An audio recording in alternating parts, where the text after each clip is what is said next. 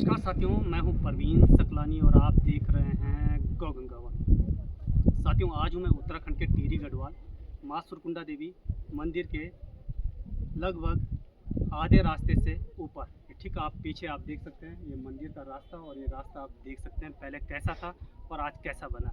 ये सब आप लोगों की कृपा से बना है, और जब आप लोगों ने कुछ सहयोग किया तब जाकर ये रास्ता मंदिर का बना। मगर आज मैं आपको बहुत बड़ी चीज़ और बड़ी खबर आपको दिखाने वाला हूँ। आप ये देख सकते हैं ठीक पीछे जो कद्दूपाल मार्केट के चरणों में है, और ये रास्ता जा रहा है, ये कुंड के लिए रास्ता जा रहा है। ये जो रास्ता जा रहा है ये मंदिर के लिए जा रहा है। चलते हैं, चल चुके हैं हम उस रास्ते पर, और ये आप ये रास्ता देख सकते हैं इस तरह ये अभी रास्ता है।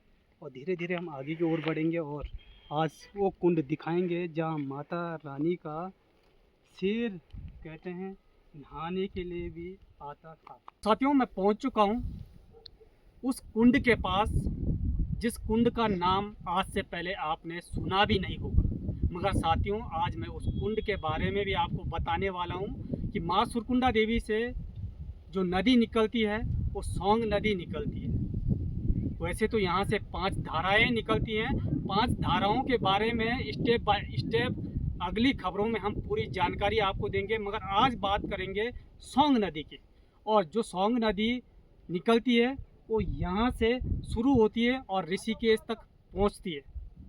मगर आज इस सौंग नदी के बारे में हम चर्चा करेंगे, जानने का प्रयास करेंगे कि आखिर ये सौंग नदी कब से यहाँ पर निकल रही है। तो सौंग नदी का जो पानी यहाँ पर आता है उस पानी से क्या कुछ होता है। तो आज हमारे साथ इन्हीं बातों को लेकर हमारे साथ चर्चा करने के लिए मौजूद हैं माँ सुरकुंडा देवी के मुख्य पुजारी। आज उनसे जानने का प्रयास करते हैं। और महाराज जी, पहले तो आपको मेरा प्रणाम, बहुत बहुत स्वागत है आपका गौ गंगा वाणी। गौ गंगा वाणी के समस्त दर्शकों को मेरा अभिनंदन, अभिवादन, और आपको भी बहुत बहुत अभिवादन, आपको भी बहुत बहुत धन्यवाद।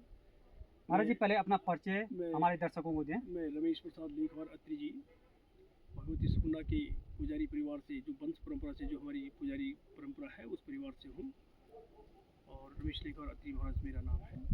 महाराज जी, आज मैं आपसे एक बहुत बड़ा सवाल करने वाला हूँ, जो सवाल हर किसी के मन में रहता है। लोग सोचते भी हैं कि माँ सुरकुंडा देवी से 5 नदियाँ निकलती हैं, मगर 5 नदियों में से एक नदी ऐसी है जो माँ सुरकुंडा देवी से लगभग 300 या 400 मीटर की दूरी से निकलती है। वो निकलती है सौंग नदी। हर किसी के मन में रहता है सवाल कि आखिर वो सौंग नदी निकलती कहाँ से।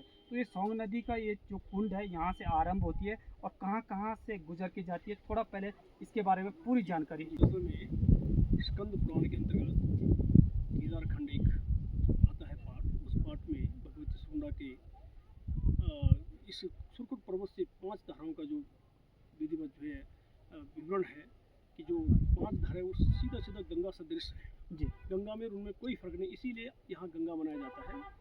आज हम जिस चश्मे में हैं ये भगवती गंगा का ही कुंड है, और इसी कुंड से जो है माता जी का स्नान सदियों से, आदिकाल से, जब से राजा भगीरथ जी के द्वारा जो है गंगा को धरती पर उतारा गया, तब से इस कुंड पर जो है भगवती गंगा स्पेशल माँ सुकुंडा को स्नान के लिए है उन्होंने अपना अंश दिया। और इसी अंश की वजह से समूचे भारत के अंदर आप जानते हैं कि उज्जैन, प्रयागराज और गंगोत्री हो गया, और नासिक और हरिद्वार, ये 5 जगह हैं जहाँ पर बृहद रूप पर गंगा दशहरा का पर्व मनाया जाता है। और यदि छठा कोई पर्व है तो भगवती सुकुंडा का ये सुकुट पर्वत है, जहाँ पर ये इतना दिव्य धाम और दिव्य तरह से जो गंगा दशहरा, यानी कि जो चैत्र नवरात्रि और अश्विन की जो नवरात्रि उससे भी ऊपर का है, मतलब वो दूसरे स्थान पर आती है, पहले स्थान पर यही गंगा दशहरा का महात्मा है। महाराज जी, बताया जाता है इस कुंड का जो पानी है, जो गंगा है, उसमें कभी कीड़े नहीं पड़ते। क्या ये सच में ऐसा बिल्कुल है? बिल्कुल बिल्कुल, गंगा सदृश है, उसमें शास्त्र में लिखा हुआ है कि वो गंगा जी की ही धारा है। और माँ भगवती की कृपा से आगे चलकर ये यहाँ से ये जो चश्मा है ये दुर्लभ है। 10,000 की फीट पर ऐसा चश्मा होना पानी का, ये अपने में ही एक जो है सवाल, प्रश्न चिन्ह खड़ा करता है कि इतनी हाइट पर ऐसा चश्मा कैसे हो सकता है, क्योंकि इसके ऊपर न वनस्पति है और न कोई पर्वत है। लेकिन ये भगवती का ही चमत्कार है, माँ गंगा का ही आशीर्वाद है कि उसने माँ भगवती सुरेश्वरी सुकंडा के लिए जो है इसकी व्यवस्था करी।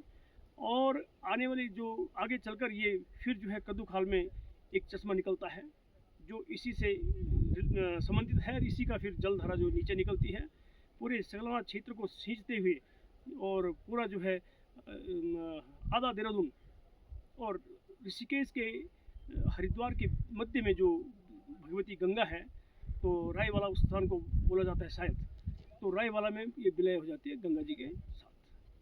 महाराज जी, बताया जाता है कि पहले माता रानी का जो शेर है यहाँ जी। पर नहाने के लिए आता था, क्या ये बिल्कुल सच में? बिल्कुल बिल्कुल बिल्कुल भगवती का जो शेर था उसको हमारे लोग देखते थे जब वो अपने गांव से, पहले तो यहाँ पर रहने की व्यवस्था थी नहीं, सिर्फ दीपक दे करके माता जी का पाठ करके अपने घर जाते थे, तो उनको कई बार दिखते थे। तो दंत कथाएं भी है कि एक बार शेर के पैर में एक कांटा चुभ गया था या लोहे का कोई पूछ गया था, तो भगवती, एक लोहार है कोई हमारा, तो उनके सपने में गई, ठीक, तो भगवती ने उनको कहा तो डर गया बेचारा, तो शेर ने जो है मुंह उधर करके अपना पाँव पसारा, तो उन्होंने निकाला और उसके पारितोष में उस शेर ने, कहते हैं कि एक हिरण को मार करके उस व्यक्ति को सौंप दिया और अपने आप निकल गया। ऐसी दंत कथाओं में आती है। महाराज जी, बताया जाता है कि जो यहाँ से जो सोंग नदी निकलती है, उसी सोंग नदी गंगा से जी जी जी माँ सुरकुंडा देवी का सुबह का प्रसाद बिल्कुल, और पुजारियों का भोजन तैयार होता है, क्या बिल्कुल सच में? बिल्कुल माता का भोग भी और माता का अभिषेक भी, माता का स्नान भी इसी जल से होता है, पारंपरिक तरीके से पहले से ही। तो ये बिल्कुल गंगा जल है, इस गंगा के समान ही और गंगा ही है, और इसी गंगा जल से भगवती का जो है विधिवत जो है पाठ पूजा और भोजन प्रसादी बनता है। और आगे चलकर मैंने बताया आपको पूरे सकलाना और पूरे देहरादून को और ऋषिकेश के कुछ क्षेत्र को ये सींचती हुई भगवती, ये वाली गंगा जो है भागीरथी भिलंगना गंगा के साथ जो है विलय हो जाती है। महाराज जी, जाते जाते मेरा आपसे एक सवाल रहेगा, जी। माँ सुरकुंडा देवी का मातम क्या है और क्या मुख्य प्रसाद है?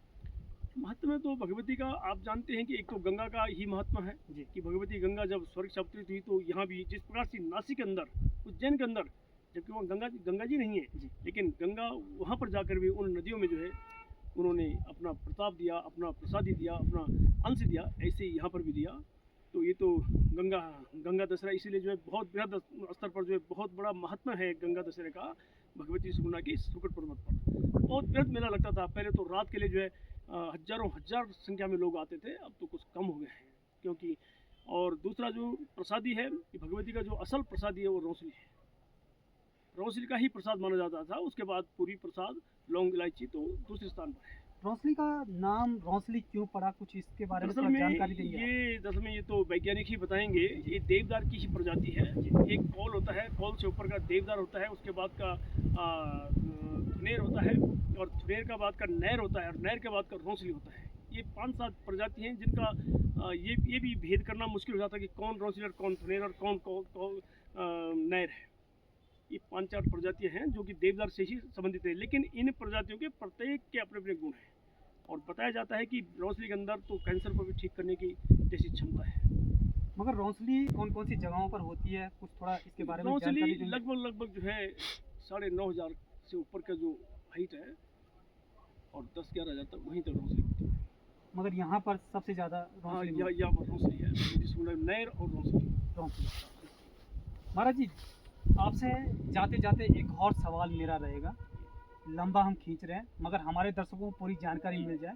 बताया जाता है कि एक गुफा भी होती थी, मगर आज के दिन क्या वो गुफा है या नहीं? दरअसल में गुफा तो 2 थी, एक इंद्र गुफाएं कहते थे उसको, इंद्र गुफा जी।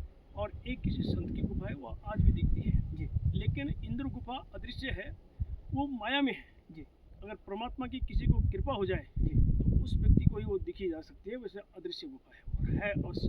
जिस प्रकार से बद्रीनाथ और केदारनाथ के अंदर गुफाएं हैं और वहाँ हजारों साल से और हजार वर्ष के व्यक्ति जो है वायु लेकर के ही अपना जीवन यापन कर रहे हैं, कौन? वो संत महात्मा।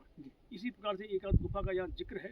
हमारे पूर्वज बताते हैं कि एक जो है इतना लंबा आदमी है जिसका 1.5 हाथ का पाँव है और एक ही पाँव है, और कम से कम 8 फीट का उसका एक टाप है। जब वो चलते हैं तो वो कैसे दिखते थे, हमारे दादाजी लोग या हमारे पिताजी लोग कभी बताते थे कि जब वो बर्फ़ पड़ी होती है तो उनका एक ही पाँव है जो कि कम से कम 8 फीट या 6 फीट से ज़्यादा उसका जो है टाप है। मतलब यहाँ एक पाँव होगा तो दूसरा पाँव वहाँ होगा, ऐसी लंबा, और कम से कम जो 1.5 हाथ का मतलब 2 फीट का कम से कम पाँव है। तो इससे प्रतीत होता है कि वो किस युग के संत होंगे, और संभवतः उनको किसी ने देखा ना हो। ये संभव नहीं कि किसी ने देखा हो, लेकिन उनके पाँव से, जिस प्रकार से बर्फ़ में जो है ना कोई भी जानवर चलता है उसके पाँव का पता लग जाता है कि कोई है। तो ऐसा पूर्वज लोग हमारे बताते हैं। तो इंद्र गुफा भी है और एक गुफा दूसरी, उस गुफा में हम कई बार जाते हैं। जी, बहुत बहुत धन्यवाद पंडित जी समय देने के लिए। जी जी, तो आपको साथियों, ये आप देख सकते हैं गंगा दशहरा क्यों मनाया जाता है। तो साथियों, आपने सुना भी होगा, समझा भी होगा, जानने का प्रयास भी किया होगा, मगर 5 धाराएं माँ सुरकुंडा देवी से निकलती हैं। 5 धाराओं में से एक धारा के बारे में मैंने आपको बताने का प्रयास किया, जिसका नाम है सोंग नदी।